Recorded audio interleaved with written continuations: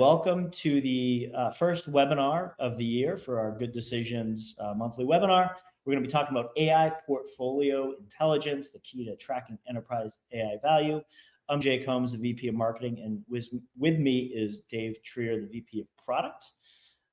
I'm going to go to the first agenda slide here. We got about 30 minutes to cover this very important topic. If 2023 was the year of AI hype, and 2024 showed a lot of pilots and growth around AI, especially generative AI. 2025 is going to be the year that enterprises expect to see ROI and value and actual business growth from those AI initiatives. And an emerging trend that we're starting to see early in this year is enterprises starting to treat their AI initiatives and manage those AI initiatives as a portfolio of investments, looking at the benefits, the costs, and the value so that they can make strategic decisions on which initiatives to continue to pursue and invest further in, and which underperforming initiatives should be terminated. So we're going to talk about this very important topic of AI portfolio intelligence. Because of the abundance of the number of use cases and the real use cases and the real costs associated with each of those use cases, it really necessitates this concept of AI portfolio intelligence. So we're going to dive into what that is and why it matters and how you can get started with it. So let's dive in here. I think most folks are fairly comfortable with this at this point in time, but models and AI, especially generative AI, have become an enterprise's most valuable assets. It used to be real estate, manufacturing plants, software, then data, and now with generative AI, the opportunity around models and AI are just tremendous. And this isn't controversial, but just highlighting how important AI is to an enterprise. And there's been obviously a gold rush around pursuing generative AI use cases. And we've seen different enterprises across a variety of verticals, including financial services, banking, CPG, retail, pharmaceuticals, already showing early results from AI, and including traditional models as well. But the point is that the opportunity is massive, and it's great to see select enterprises like Prudential and Procter & Gamble making these investments and seeing good returns. But there's still a lot unknown, especially as folks are continuing to invest in new use cases and are still in the pilot phase of AI development. And we kind of saw this last year. At the end of last year, we saw a couple of interesting studies. One from actually a report from Accenture, where they're seeing massive growth and just investments around what is our AI strategy. To figure that out, they're projecting, I think, to get about $1 billion in revenue just from helping organizations figure out what their AI strategy is and start with pilots. This wasn't models in production. These were simply starting with AI pilots. And so it's a tremendous amount invested in the early stages of these AI initiatives. And another report we actually pulled was from Battery Ventures, and this is their state of enterprise tech that came out towards the end of last year. And there's this growing delta between the expected and actual AI usage of what should be in production versus what is in production. And it was 42% below what was actually supposed to be in production by mid last year. And so that delta of, hey, we expect to have certain AI initiatives in production returning value to the business is falling significantly short. And so what is one of the blockers to bringing new use cases into production? And why is this delta occurring? And it raises a question, not just of the value of those cases, but what are the costs behind it? Because those costs are very, very real, and they can add up. And pursuing a lot of different use cases without understanding the costs and seeing the overall value to the investment is really, really challenging. So Dave's going to talk about what those actual costs are and talk about a new approach to taking these pilots, putting them in production, and using this approach called AI portfolio intelligence to better manage investments and return value to the business. Thanks so much, Jay, and welcome to everybody. Good morning, good evening. Thanks for joining us again today on our monthly webinar series. As Jay was talking about, huge opportunity, a lot of buzz around AI. The 2024 didn't quite get the total number of AI use cases into production as expected. And so it really in 2025 causes us to examine, all right, what is the investments around this? And so this is just a representative sample. Again, please, this is not everything that goes into an AI use case, development, usage, etc., but just gives you some ideas, just really thoughts for you to go back and examine around, well, what goes into actually productionizing AI use case? There's huge potential benefit, right? But let's go and examine what are the types of costs that are involved in it, some that you may not have thought about. As an example, there's infrastructure costs. Whether if you are training your own generative AI, LLM, et cetera, those can get quite substantial. But even if you're not, there's costs on the infrastructure side for developing those AI systems or products, where they be the infrastructure for your development tools and experimentation, certainly the production infrastructure, right? Even if you are not using your own or hosting your own LLM, rather using, say, OpenAI ChatGPT, regardless, you have some surrounding applications that you have to deal with hosting those applications and surrounding models. There are real costs involved in that. So there's just purely the infrastructure cost, which you can see varies very widely depending on the complexity of your use case and how much development and training you're doing. But then the second bucket is around development costs. There are real tangible costs for your resources that are involved in helping to develop and use and monitor and sustain those particular AI use cases.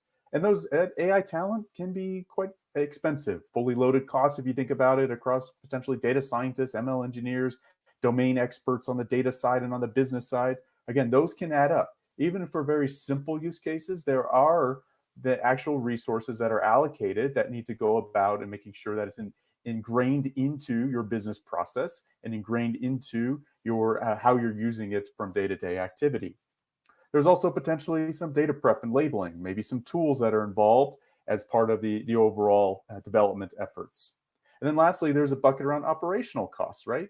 So even for those that are very simple use cases, somebody within your organization is supporting and maintaining this. Even if it's a vendor model, even if it's software with AI embedded, somebody has to be involved to make sure that those are operating as expected, right?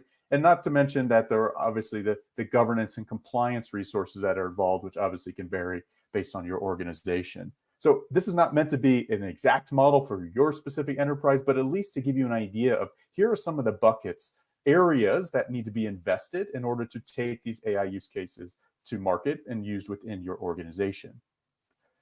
If you go to the next one, as Jay mentioned before, lots of investment, lots of buzz around AI, and lots of experiments, lots of pilots in 2024. But if you notice from this article from CFO.com, where it actually highlights a KPMG study that talks about, all right, over the next 1 to 3 years, we've done our due diligence, right? We've done our experimentation. Now, 78% of business leaders expect to see the return on investment from generative AI within 1 to 3 years. So this is where we're seeing, starting in 2025 and beyond, where we're turning the corner from pilots and experiments to, all right, let's use this. Let's see how AI is going to transform our business, drive top line growth or bottom line cost savings. And we want to be able to understand what that return on investment is overall. If you go to the next one, it's not just us recognizing this, but it's also organizations such as Gartner that have highlighted as part of their overall priorities to look at that AI portfolio, to go and see, all right, what are the types of investments that we're making in AI? What are the use cases, as they call them? What are the decisioning? Are we buying, we building? What's the change management involved, et cetera? And other institutions like APM are also talking about this portfolio management and how essential it is for actually deriving the value from these AI projects. So this leads us into what we're calling, as I said before, our AI portfolio intelligence. So if you take a look at the next one, This is why we think about AI portfolio intelligence. I like to think of this as the same analogy as just like you're managing your portfolio of stocks. Let's just say that there's a whole bunch of new IPOs, like AI, if you will, right? You're not just going to go blindly invest in all these new companies, these IPOs that are going out and dumping all of your money into those particular stocks. You're going to do your due diligence. You're going to take a look at them, see, okay, well, what is their strategy? What's their plan? How does it fit? What is their growth? And understand, does this fit into my portfolio? Do I have the type of information that I need in order to pull the trigger on investing in? AI is the same way. Just because there's so much buzz around it, there's so many cool AI tools that are out there, both ones that you can buy as well as ones that you might be able to develop. You need to do your due diligence and understand, all right, well, how do we intend to use this? What's the business use case that is involved? And how does this align with our overall goals, our comprehensive business goals at the highest level? And then second, do we have transparency into how are we going to measure this? We need to understand, just like you would manage your stocks, whether you're looking at EPS or other measurements, you need to understand for these AI investments, how are we going to track and measure that these are actually providing tangible outcomes? And from there, then you can start to rationalize with this AI portfolio intelligence. You can rationalize, all right, well, these particular investments make sense because they're aligned to our business goals. They're showing some measurable and tangible outcomes. And then can determine, all right, well, some of these were great ideas, but maybe they're not providing quite the fruits of the labor that we would have expected. So let's go and rationalize and invest heavier in these areas, invest in new areas, and potentially drop off from the portfolio the ones that aren't providing those types of outcomes. So now you move from a place of, all right, it's the wild west of AI, where everybody is just kind of experimenting, trying different things, to something that has the appropriate rigor and important visibility to understand, all right, it makes sense to invest in these areas, and let's not continue to invest in other areas. Now, to be very clear, I'm not saying that companies shouldn't go and experiment with different AI technologies. Not at all. They absolutely should experiment and understand, okay, what does this technology represent? How can it help to make changes in our business, potentially large or small changes in our business to help our process? Absolutely, you should do that. What I'm saying is to provide a little bit more rigor to ensure that you are wisely investing your resources and overall dollars into areas that have the most impact along the way. In short, to fail fast. Do your experiments, but based on this rigor, you may want to fail fast in certain areas in AI use case investments. So how do we do this? How do we do this AI portfolio intelligence? So if you go to the next one, this is overall what we have seen just working with our customers, as well as just a general thoughtful way, like I said, the rigor to be able to manage your AI investments like a portfolio of stocks. And it first starts with just the intake process, right? So again, this does not need to be heavy. Does not need to be a long gating process to even do an AI experiment, but rather just have identified, here are the areas or benefit levers, as I like to say, that we think this particular AI project can help to drive for the business. Doesn't need to be a very hard and fast, doesn't need to be a whole book report or very in-depth business case, but we believe that there's some levers that we're going to pull. This one is particularly going to be focused on top line growth, and we think that this will help in these particular areas with these particular business processes. And just a rough estimate might be able to help us to save or drive an additional $500,000 or $1 million in top line growth. That kind of back of the napkin projections, just so that you can categorize. All right, well, here's the area or category. It's a top line growth, it's a cost savings, it's a productivity savings, as well as what that projected benefit is. Then you go into the second phase, as I mentioned, rapid prototyping. You want to make sure that first and foremost, this AI technology does what it says, of course, right? But then you also want to make sure that it can fit within your day-to-day working, right? So you have a daily process. Will it fit nicely into that daily process? Will it actually help to improve, again, whether it's top line or bottom line or productivity? Will it actually help to improve in those areas that we projected based on that rapid prototyping and analysis of how it fits into our day-to-day processes. From there, before you move into production, it's just good best practice. So this isn't rocket science, but just good best practice to go and estimate what's the financial investment to take that from prototype into production. In a prior slide, we had walked through some of the potential cost areas across the infrastructure, both for further developments and productionization, the production infrastructure, but also that second area on resource costs, right? So what are the various resources that are involved? Whether internal resources, maybe you have to go externally to some consultant agencies, but there are real costs associated with developing it. So just understanding what those costs are across the full gamut to move that from prototype production. At that point, you may say, all right, well, we've got some early signal in that prototype. It seems like this could be very helpful. But at this time, some of the investments, because of maturity or the lack of skill set internally, it may be cost more than it's worth at this time. And that's okay. You may want to put it on the shelf and come back to it in a couple years or maybe a year to be able to say, all right, well, now we've matured, we understand a little bit more, maybe the technology matured, our skill set has matured to the point where we can move this forward with much less investment overall. But regardless, it's just having, again, that rigor in place to ensure that there's an analysis done of, right, what does it take to take that from prototype into production?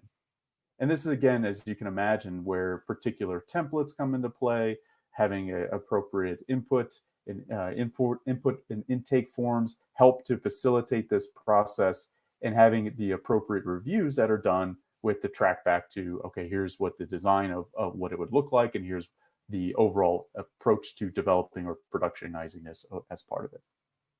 And then the fourth one comes into play. Okay, great. You've made that decision. You made that decision to invest. We want to move forward with this AI solution overall, move it out to production, meaning being used by the business overall. But now we need to make sure that we're tracking all the costs, right? And so there are, as I said before, real costs as part of this. There's the infrastructure for running it. There are costs for the AI resources or other resources that are helping to maintain, build, sustain, et cetera. So there are real costs associated with it. And that's why it's so important to help to identify what those are up front, because now we need to track them, right? We need to track, all right, tapping into, if we're using cloud-based resources, here's all the infrastructure that we're using. Here's from a project management perspective, here are the resources that are a part of it, potentially other software, licensing costs, et cetera. But making sure that, again, we have that tracking in place so that we know, all right, here was my original idea, my original projected benefits. We confirm those in the prototyping. And now we're tracking what are those costs associated with actually operating and using the technology. Now, what that does in that fifth bucket there is we can measure the performance against the costs to get an understanding of what that ROI is for any of those particular AI systems that are being used by the business. Now, this is as I can rightfully point out, that when you're actually tracking some of the benefits, there are some use cases that you can get quantifiable benefits, right? You can get actual numbers and dollars and cents around, all right, well, we used AI to help with some, marketing and advertising particularly. And we had a customer, if it's a B2C, that went ahead and purchased that particular item. And so we can directly attribute the model's recommendation to a purchase, right? So there are quantifiable type benefits, and some of them are ones that you actually need to go through different mechanisms to collect the feedback. So I'm not saying that there's not a one size fits all to always get hard dollars and cents, but the point is that you are able to have a system in place and program in place to go and collect what those benefits are on a regular cadence. Some systematically, some you may need to set up some feedback from users and collect that as well, but ultimately associate that back to the use case and back to the costs associated with that particular AI system or use case. By doing so, that's when you can start to roll it up into that sixth item as mentioned there of the aggregate reporting, right? So you can start to get a view of, right, here are the areas or specific use cases that are driving value, right, that have substantial benefits, and the ones that potentially the cost might be starting to outweigh the overall benefits on an ongoing basis. And again, this is really just about doing what's best for the organization. It may make sense to put more investment into those ones of higher, showing higher promise or higher benefits, and those that are not actually working out as intended, you may need to drop those investments. But ultimately, you're starting to manage this just like a portfolio of stocks, but in this case, your AI portfolio. Now, if you take a look at in the next one around what this could mean, what this could look like, here's just an example of our software ModelOp Center, where we are truly providing that AI portfolio intelligence. So you can start to surface up for various leadership, data science and business teams, infrastructure teams, various teams, you're having visibility into your AI portfolio. So start to see in the top left, just where am I using AI? How many AI use cases are out there? And in which value levers those are helping to drive, whether they be, like I said, top line revenue, or they're helping to drive cost savings, or they're more in the innovation bucket. So you're having a sense of where those AI investments are being placed for the different value levers across the organization. In the top right, this is where we get into some of those projected benefits. And ultimately, we'll get into some of the actuals as we collect those. But part of that same set of value levers are, again, what were those AI investments? We projected that 10 of them are going to be revenue driving, 13 of them will be cost avoidance. And what are the dollars that we might project behind those, so we can get a sense for, all right, well, I'm making these AI investments, what are the projected benefits behind it?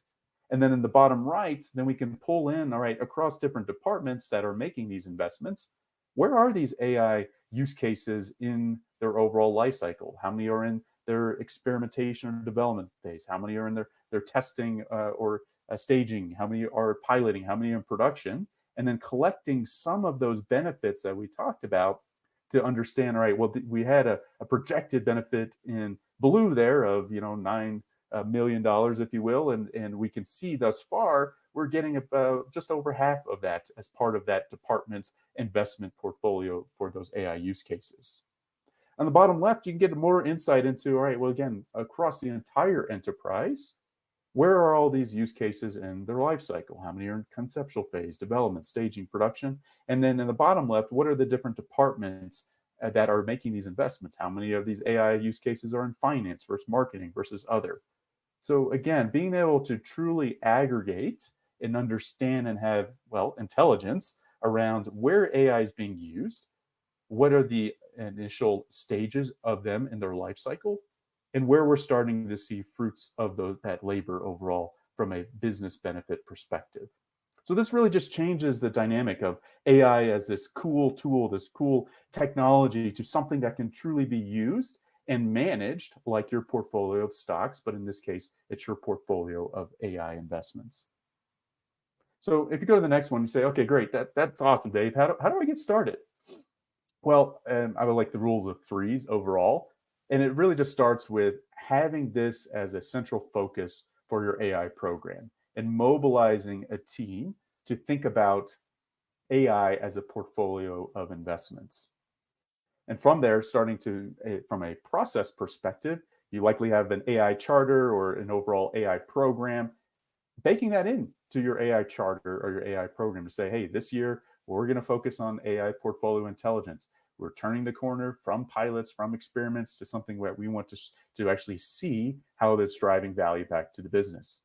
And then third is helping to use technology like what we showed on the prior slide to implement AI portfolio intelligence, to be able to understand where and how we can capture this information, how we can make sure that the different teams that are using AI are providing the relevant inputs, both on the cost side as well as the benefit side, but ultimately that these are feeding into a systematic way to track each of these areas across the AI portfolio to ensure that we can gauge, all right, here's where the investments are working, here's where they're not, and ultimately start to make decisions around those. We just touched on this at a very high level, but hopefully to give you a little bit of insight around, how this is an area of focus in 2025 with our customers and with various analysts, and how you can actually put this into action. But I'll turn it to Jay with some of the key takeaways. Yeah. Thanks, Dave. Really appreciate you taking us through that. Cover a few key takeaways, and then we've got actually a couple interesting questions that I want to share with the group here. First things first, it's time to change the thinking around how we manage AI. We want to step into that AI portfolio intelligence mindset so we can track AI value and show ROI. So managing AI like a portfolio of stocks. In past webinars, we've talked about this concept of minimal viable governance, doing just the right amount of governance to get started. And the first part of that approach is just getting visibility into the different AI initiatives. So one of the easy steps that you can take towards moving and implementing AI portfolio intelligence is first to just get visibility into all your AI initiatives across the enterprise. And that's going to set you up to be able to successfully manage your AI like a portfolio. And then thirdly, taking the steps that we talked about on the previous slide, mobilizing your people, process, and technologies. Those three key takeaways can put you on the path to managing your AI like a portfolio. So I know we only got a couple minutes left, but there is one question, Dave, that I think is important. It's more of a product question. Does ModelOp primarily help centralize AI portfolio assets, or does it focus on cross-referencing features and security requirements across models to ensure compliance and alignment? This is from Nathan Spear. Yeah, great question overall. As Jay and you probably heard me talk about, ModelOp is focused on overarching AI governance. Now at ModelOp, we take a broad definition of governance because for us, it's about how to use AI to really drive value for the organization, which is not just around compliance and security, but it's also about oversight around, is this the right investment for the business? Is this doing the right thing for the business? So to answer your question directly, it's actually both, right? So we want to have that overarching understanding or portfolio or inventory, if you want to use a technical term, of all the various AI investments that are being made. We want to understand the scope, the limitation, the business value that's being anticipated, but also we absolutely would want to cross-reference that with the typical governance things such as security and reviews and compliance overall. So shorter answer is both. But again, from an overarching perspective, ModelOp thinks governance is not just the police, but rather how do we help to ensure that we're doing the right thing for the large organization.